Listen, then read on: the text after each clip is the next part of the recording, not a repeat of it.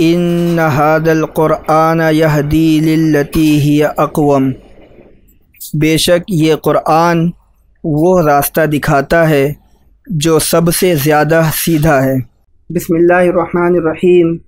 رب یسر ولا تعسر وتمم بالخیر۔ آج عربی گرامر کا پہلا درس ہم شروع کر رہے ہیں۔ اس میں زیادہ تفصیل میں جانے سے پہلے یہ ضروری ہے کہ ہم اس کی کچھ بنیادی اصطلاحات سمجھ لیں۔ کچھ بھی سیکھنے کے لیے اس کی ٹرمینالوجی کو سمجھنا بہت ضروری ہے۔ ہم اس کی ٹرمینالوجی، جو اصطلاحات جسے کہتے ہیں، اسے ہم سیکھتے رہیں گے۔ فی الحال کچھ بنیادی اصطلاحات سے ہم یہ درس شروع کرتے ہیں۔ 5 باتیں ہم انشاءاللہ بتائیں گے بنیادی اصطلاحات کے طور پر۔ نمبر 1 حروف تہجی، نمبر 2 حرکات، نمبر 3 کلمہ، نمبر 4 جملہ، نمبر 5 اعراب۔ یہ 5 چیزیں فی الحال سمجھ لیں۔ یہ بہت بنیادی چیز ہیں اور جن کی ضرورت درجہ بدرجہ پڑتی رہے گی۔ تو سب سے پہلے جو بات میں نے بتائی، حروف تہجی۔ ہر زبان میں لیٹرز اس کی اکائی ہوتے ہیں۔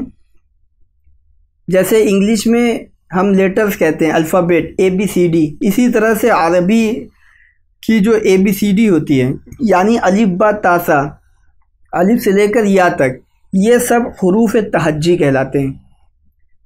حروف تہجی کے لیے ایک بات سمجھ لیں جس سے کہ قرآن کو پڑھنے میں بہت آسانی ہوگی۔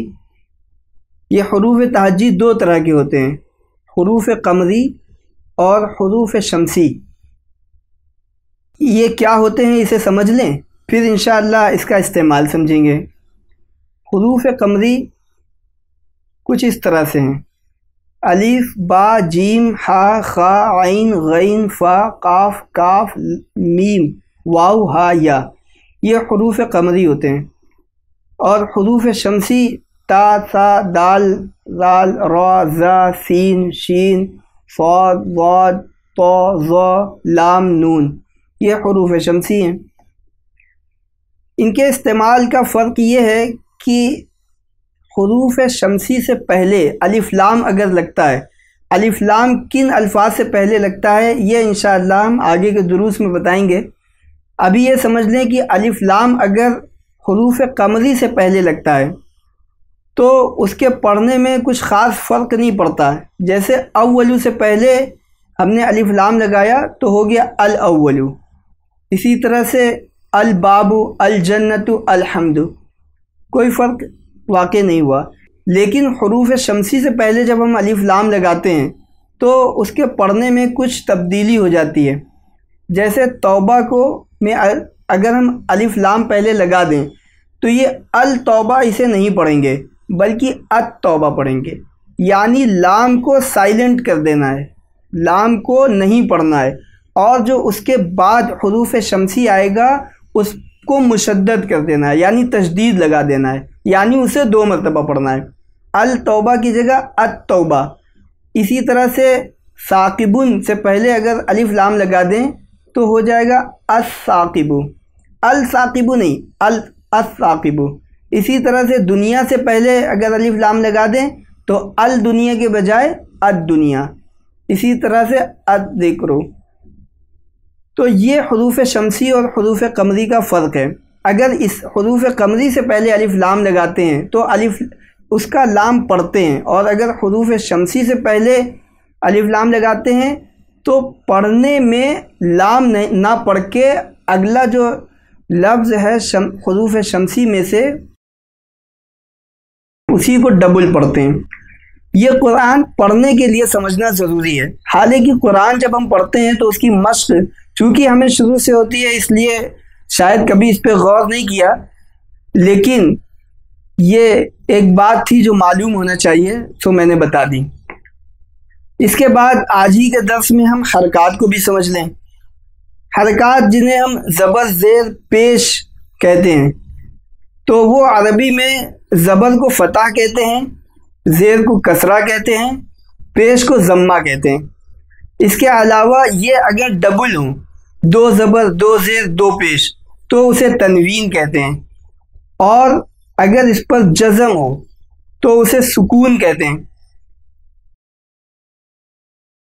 فتح کی آواز آ، کسرہ کی آواز ای، ضمہ کی آواز او، اور اسی طرح سے انہی کی اگر تنوین ہو تو ان، ان ہوگی۔